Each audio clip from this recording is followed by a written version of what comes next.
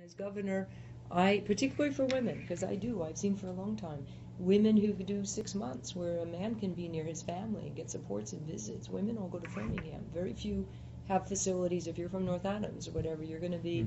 Some of the sheriffs have opportunities now for women, but not the way we should. And Framingham's not a great place. And there are women who are there who don't get the kind of resources or access to rehab. And then you have moms and women who are pregnant. You have all the additional issues. So that is something that, since I've been in the Women's Bar and the Women's Bar Foundation, we've worked on fairness for looking at how women are housed.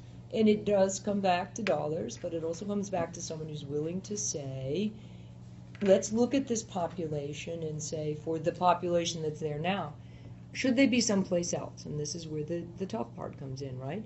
Well, for many people, they're not safe for themselves or otherwise to be out on the street. So should they be in a civil commitment? And should they be in a home or someplace? And then we run into the other issues. We've been making a great effort to try and get people out of, civil commitments and more integrated into society. But in the end, for someone who at 3 o'clock in the morning is, having a schizophrenic episode, or who is had too much to drink and becomes dangerous, what do? We call 911. So some promising things like Framingham Police, they've been bringing social workers along, and I think I'd love to provide for the intensive and ability to do that in our cities and towns. Most calls are domestic violence, alcohol, drug overdoses.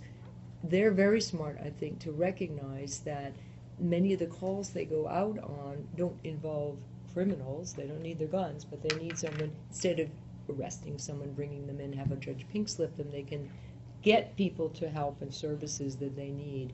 But we don't have enough of those. And then for the people who do come in to court or being arraigned, and sometimes it's the only way to get them services because they don't have insurance, but if it's court ordered, they can get them.